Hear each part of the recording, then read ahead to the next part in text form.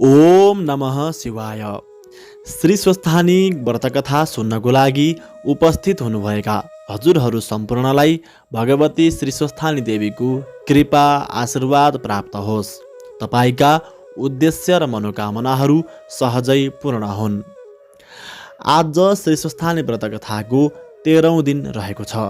आज हामीले व्रतकथाको त्रयोदशो अध्याय आज श्रवण गर्नेछौँ। सबैले कथा श्रवण गर्दा शुद्ध स्थानमा बसेर सम्भव भए फूल अक्षता लिएर अथवा असम्भव भए जस्तोसुकै अवस्थामा भए पनि श्रद्धाले कथा श्रवण गर्नुहोला। आउनुहोस् श्री स्वस्थानी व्रत कथाको प्रारम्भ प्रार्थनाबाट गरौँ। ओम यम ब्रह्मा वरुणेन्द्र रुद्र मरुतः स्तुन्वन्ति दिव्यैस्तवैरे वेदै साङ्गपदक्रमोपनिषदैरे गायन्ति यं सामगा ध्यानावस्थिततद्गतेन मनसा पश्यन्ति यं योगिनो यस्यान्तं न विदुः सुरासुरगणा देवाय तस्मै नमः। श्रीमच्चन्दनचर्चितोज्ज्वलवपु शुक्लाम्बरा मल्लिका मालालङ्कृतकुण्डला प्रविलसन्मुक्तावली शोभिता सर्वज्ञाननिदानपुस्तकधरा रुद्राक्षमालाकरा वाग्देवी वदनाम्बुजे वसतु मे त्रैलोक्यमाता चिरम्। मूकं करोति वाचालं पङ्गुं लङ्घयते गिरिं यत्कृपातमहं वन्दे परमानन्दमाधवं। नमो भगवते तस्मै व्यासायामिततेजसे यस्य प्रसादाद् वक्ष्यामि नारायणकथामिमां। नारायणं नमस्कृत्य नरं चैव नरोत्तमं देवीं सरस्वतीं व्यासं ततो जयमुदीरयेत्। देवीं सरस्वतीं व्यासं ततो जयमुदीरयेत्। अथः त्रयोदशो अध्यायः पार्वती विवाह उपाख्यान। कुमारजी आज्ञा गर्नुहुन्छ, हे अगस्त्य मुनि। त्यसपछि पौष शुक्ल पूर्णिमाको दिन आयो र पार्वतीले श्री विष्णुको उपदेश अनुसार सखी समेत भई हात खुट्टाका नङ काटी स्नान गरी पवित्र भई एकभक्त रही एकचित्त गरी नित्य मध्याह्न कालमा श्री महादेवको पूजा गर्न लागिन्। महिना दिन पुरा भयो र माघ शुक्ल पूर्णिमाको दिन सम्पूर्ण सामग्री तयार गरी श्री स्वस्थानी परमेश्वरीको विधिपूर्वक पूजा ध्यान जप र स्तोत्र पाठ गरिन्। देवराज इन्द्रले त्यो समाचार पाएर देवताहरूसित भने, हे देवता हो, अब पापिष्ठ तारकासुरको नाश हुने समय आयो। किनकि हिमालय पर्वतकी पुत्री पार्वतीले महादेव स्वामी पाएपछि उनका गर्भबाट पुत्र जन्मनेछन्। तिनै कुमारले हाम्रो शत्रु तारकासुर दैत्यलाई मारिदिनेछन् अनि हामी अमरावती प्राप्त गरी राज्य सुख भोगौँला। फेरि महादेव सतीदेवी मर्नाले शोक गर्दै सम्पूर्ण पृथ्वी भ्रमण गरिसकेर उत्तरा पन्थमा गई काम क्रोध लोभ मोह त्यागी सम्पूर्ण इन्द्रिय रोकी तिनै नेत्र बन्द गरी केवल परब्रह्ममा चित्त लगाएर ठुलो कष्टले तपस्या गरिरहेका छन्। अतः महादेवलाई तपस्याबाट च्युत गराई फेरि काम क्रोध लोभ मोहमा ल्याउने उपाय के छ? यति सुरराजले भनेको सुनि देवताहरूले भने, हे देवेन्द्र, यो काम गर्न कामदेव बाहेक अरू कसैले सक्दैनन्। अतः कामदेव गई महादेवको हृदयमा काम बाण प्रहार गरेर आउन्। यदि देवताहरूको कथन सुनि देवेन्द्रले स्वीकार गरी कामदेवलाई डाक्न तुरन्त वायुलाई पठाए। वायु पनि तत्काल गएर कामदेवलाई इन्द्रको आज्ञा सुनाई लिएर आए। अनि कामदेवले इन्द्रलाई, मलाई के कामले डाक्नुभयो भनी सोधेपछि इन्द्रले भने, हे कामदेव, सतीदेवी मर्नाले महादेव उत्तरापन्थमा गई काम क्रोध लोभ मोह त्यागी सम्पूर्ण इन्द्रिय रोकेर परब्रह्ममा चित्त लगाई तपस्या गरिरहेका छन्। महादेव बिना यो संसारको रक्षा को गर्ला? अतः तिमी त्यहाँ गई महादेवलाई काम बाण हानी फेरि काम क्रोध लोभ मोहमा ल्याऊ। यदि सुरेन्द्रको आज्ञा सुनि हुन्छ भने आफ्नी पति रति समेत भई उत्तरापन्थमा गए। हे अगस्त्य मुनि, कामदेव त्यहाँ पुगेर पहिले शिवलाई साष्टाङ्ग दण्डवत गरी सुरराजको आज्ञाले कामबाण कानसम्म खैँची मर्म स्थान ताकेर प्रहार गरे। अनि महादेवले थाहा पाएर क्रोधित भई सहसा आँखा उघारेर हेर्नासाथ तिनै नेत्रबाट अग्निका ज्वाला निस्की कामदेवलाई भस्म पारिदियो। तब कामदेवकी स्त्री रतिले आफ्ना स्वामी भस्म भएको देखि अनेक प्रकारले शोक गर्दै शिवजीका पाउमा परेर बिन्ती गरिन्, हे प्रभु, यो अपराध मेरा स्वामीको होइन, देवराजको आज्ञाले हजुरको हृदयमा कामबाण प्रहार गरेको हो। हे जगदीश्वर, मदेखि प्रसन्न भई स्वामी दान दिनुहोस्। हे शम्भो, हजुर दुष्टजनको संहार र साधुजनको रक्षा गर्ने यस्ता हजुरलाई कोटि कोटि नमस्कार। हजुरको स्तुति गर्न शेषनाग र सरस्वतीले पनि सक्दैनन् भने म जतिले कसरी सक्नेछु। हे भक्तवत्सल, मलाई विधवा नतुल्याई मेरा स्वामीको जीवन दान दिएर मलाई सन्तुष्ट पार्नुहोस्। रतिले त्यसरी स्तुति गरेको सुनि महादेवलाई दया लाग्यो र आज्ञा गर्नुभयो, हे रति, यस जन्ममा अब तिमी स्वामी पाउन सक्दिनौ। द्वापर युगको अन्त्यमा विष्णु भगवानले अवतार लिनेछन्। तिम्रो स्वामी तिनै कृष्णका पुत्र प्रद्युम्न भएर जन्म लिनेछन् अनि तिमी दुवैको भेट होला। अहिले दुःख नमानी घर जाऊ। महादेवले यति आज्ञा भएको सुनि रतिले जो आज्ञा भनी शिवलाई दण्डवत प्रणाम गरी घर फिरिन्। त्यसपछि महादेवले सतीदेवीलाई सम्झी कहाँ जन्म लिन गइन् भनी ध्यान दृष्टिले विचार गर्दा हिमालय पर्वतकी पुत्री पार्वती भएर जन्मी श्री महादेव स्वामी पाऊ भनी नाना तीर्थ व्रत तप जप आदि गरेको र विष्णुको उपदेशले श्री स्वस्थानी परमेश्वरीको व्रत गर्न लागेको थाहा पाएर अब तिनको चरित्र हेर्दछु भनी देवेन्द्रको रूप धारण गरी हातमा वज्र लिई ऐरावत हात्तीमा चढेर पार्वतीले व्रत गरेको स्थानमा पुग्नुभयो। महादेव कस्तो समयमा त्यहाँ पुग्नुभयो भने सम्पूर्ण व्रत गरिसकी हातमा अर्घ्य लिएर, हे ईश्वरी, निरञ्जन निराकार रूप हजुरलाई कोटि कोटि नमस्कार।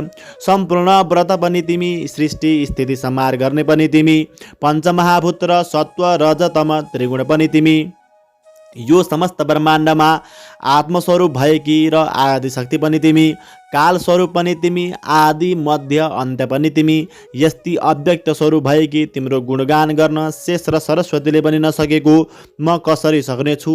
मेरो पूजाले प्रसन्न हुनुहोस् भनी अनेक प्रार्थना गरेर प्रसाद झिक्न लागेको बेलामा इन्द्र स्वरूप महादेव टुप्लुक्क पुग्नुभयो। तब पार्वतीले देखेर यथायोग्य सत्कार गरी, हे देवराज, के कामले आउनुभयो आज्ञा होस् भनिन् र इन्द्र स्वरूप महादेव आज्ञा गर्नुहुन्छ, हे पार्वती, तिम्रो श्रद्धा भक्ति देखेर म प्रसन्न भए। महादेव स्वामी पाउन भनी तिमीले यो व्रत गर्यौ, तर ती महादेव कस्ता छन् भने बौलाहा जस्ता, महानिर्घिनी, नागका गहना लगाएका, बाघको छाला कम्मरमा बेरेका, भूत प्रेत प्रमथगण साथमा लिई बुढो गोरुमा चढेका, दाहिने हातमा डमरू र बायाँ हातमा त्रिशूल लिएका, विष भाङ धतुरो खाई निर्लज्ज झैँ डुल्ने र अघोर मूर्ति भई श्मशानमा बास गर्ने तिमी भने यस्ती परम सुन्दरी छेउ। यस्ती सुन्दरीलाई त्यस्ता महादेव स्वामी कदापि योग्य छैनन्। म सम्पूर्ण देवताको राजा हुँ, बरु मलाई स्वामी तुल्याई स्वर्गकी रानी भएर अलभ्य सुख भोग गर।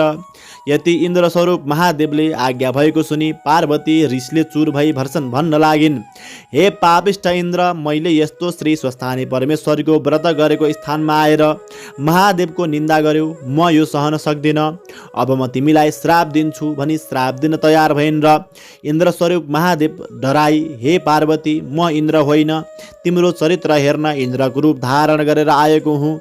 धन्य तिम्रो भक्ति, तिम्रो तपस्याले म सन्तुष्ट भए भनी आफ्नो ज्योति स्वरूपको दर्शन दिनु भएर पार्वतीले महादेवको दर्शन पाएर मनमा आनन्द मानी साष्टाङ्ग प्रणाम गरिन्।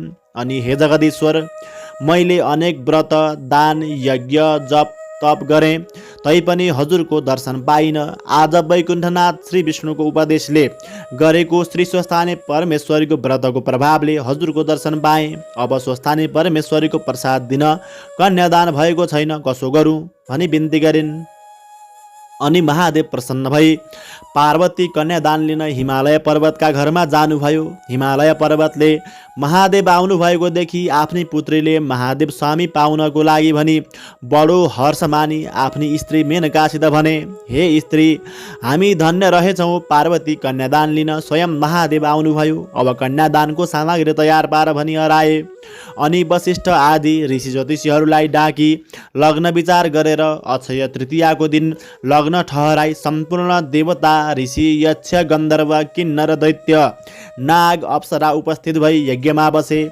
ब्रह्माजी यज्ञ गराउन लागे, अन्य ब्राह्मणहरू वेद पाठ गर्न लागे, अप्सराहरू नाचगानमा लागे। देवकन्या यक्षकन्या नागकन्या दैत्यकन्या आदि नाना वस्त्र अलङ्कार पहिरी ऊभन्दा ऊ राम्री बनी पार्वती कन्यादान दिएको हेर्न लागेका थिए। हिमालयकी पत्नी मेनकाले पनि पार्वतीलाई सुगन्ध लेपन गराई हीरा मोती मणि माणिक्य आदि रत्न जडेका गहना र वस्त्रहरू पहिराई सिंगारी राखेकी थिइन्। त्यस बखत पार्वती भन्दा राम्री तिनै लोकमा कोही पनि देखिएनन्। मङ्गल गीत गरी हातमा जौ तिल कुश लिई हिमालयले पार्वतीको हात समाती मेनकाले सुवर्णको कमण्डलुले जलको धारा दिई कन्यादानको सङ्कल्प पर्दा हिमालयले सोधे, हे ईश्वर, यस शुभ लग्नमा म आफ्नी पुत्री कन्यादान दिन तयार छु। हजुरको गोत्र के हो? बिना गोत्रले गरेको काम अधुरो हुन्छ र शुभ कर्मको फल पनि प्राप्त हुँदैन भनी शास्त्रहरूको कथन छ। हिमालयको त्यस्तो वचन सुनि महादेवले केही पनि उत्तर दिन नसकी लाज मानी अधोमुख गरिरहनुभयो। हिमालयले पनि पार्वतीको हात समाती महादेवको मुखमा हेरिरहे। विष्णु प्रभृति समस्त देवता यक्ष किन्नर गन्धर्व दैत्य नाग आदि कसैले पनि यो त्यसै हो भन्न सकेनन्। त्यसै मौकामा नारद मुनि सतीदेवीको हाडको यन्त्र बनाई शिव गीत गाउँदै हिमालयका आइपुगेर सबै कुरा सुनेपछि भने, हे गिरिराज, जो सम्पूर्ण ब्रह्माण्डको सृष्टि स्थिति संहार गर्दछन्, जो अहिले एउटै छन् तापनि आफ्नो मायाले ब्रह्मा विष्णु महेश तिनै रूपका बन्दछन्। आदि पुरुष यिनै हुन्, यिनका माता पिता पनि छैनन्, जात पनि छैन र गोत्र पनि छैन। सर्वव्यापी पनि यिनै, 33 कोटी देवताका माता पिता पनि यिनै। फेरि 14 भुवनमा भएका समस्त जीवात्माका हृदयमा बसेर पाप पुण्यको साक्षी भइरहेका पनि यिनै। निरञ्जन निराकार पनि यिनै। यस्ता ईश्वरको महिमा वर्णन गर्न हजार जिब्रा भएका शेषनाग र सरस्वतीले पनि नसकेको म कसरी सकुला? अतः शङ्का नमानी जगदीश्वर महादेवलाई पार्वती कन्यादान देऊ। नारद मुनिले यति भनेको सुनि सम्पूर्ण देवता यक्ष गन्धर्व किन्नर नाग आदिले नारद मुनिले सत्य भने भन्दै समर्थन गरे।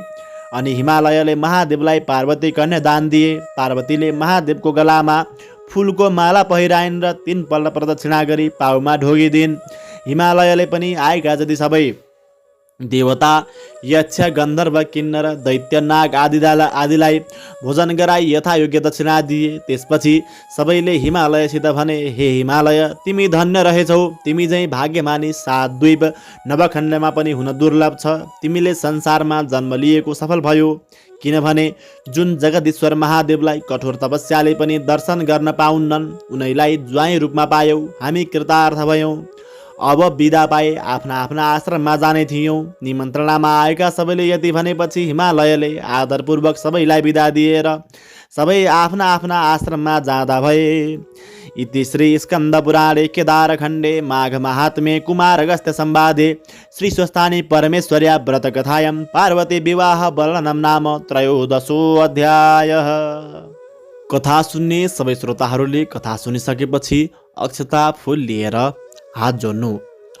उपनयतु मङ्गलं वः सकल जगन्मङ्गलालयः श्रीमान् दिनकर किरण निबोधित नवनलिन दल निभेक्षण कृष्णः काले वर्षतु पर्जन्यः पृथिवी सस्यशालिनी देशोऽयं क्षोभरहितो ब्राह्मणाः सन्तु निर्भयाः अपुत्राः पुत्रिणः सन्तु पुत्रिणः सन्तु पौत्रिणः निर्धना सदना सन्तु जीवन्तु शरदां शतं तत्रैव गङ्गा यमुना च ततर गोदावरी सिन्धु सरस्वती च तीर्थानि सर्वाणि वसन्ति तत्र यत्राच्युतोदारकथा प्रसङ्गः या कुन्देन्दुतुषारहारधवला या शुभ्रवस्त्रावृता या वीणावरदण्डमण्डितकरा या श्वेतपद्मासना या ब्रह्माच्युतशङ्कर प्रभृतिभिर्देवैः सदा वन्दिता सा मां पातु सरस्वती भगवती निःशेषजाड्यापहा कायेन वाचा मनसेन्द्रियैर्वा बुद्ध्यात्मना वा प्रकृतिस्वभावात् करोमि यद्यत् सकलं परस्मै नारायणायेति समर्पयेतत् नारायणायेति समर्पयेतत्। आज 13औं दिनको श्री स्वस्थानी व्रतकथा यही समाप्त हुन्छ। भोलि फेरि यसै समयमा स्वस्थानी व्रतकथाको 14औं अध्याय लिएर म ज्योतिषाचार्य श्रीधर गैरे उपस्थित हुनेछु। तपाईहरूले पनि कथा श्रवण गरेर लाभ लिनुहुनेछ भन्ने मैले विश्वास लिएको छु। नियमित रूपमा कथा श्रवण गर्न सबैभन्दा पहिले आफूले कथा श्रवण गर्नको लागि र अरूलाई पनि कथा श्रवणको लाभ प्राप्त गराउनको लागि च्यानललाई सब्स्क्राइब गरेर भिडियो सेयर गर्न नभुल्नुहोला। श्री स्वस्थानी देवीले तपाईँको कल्याण गरून्। ओम नमः शिवाय।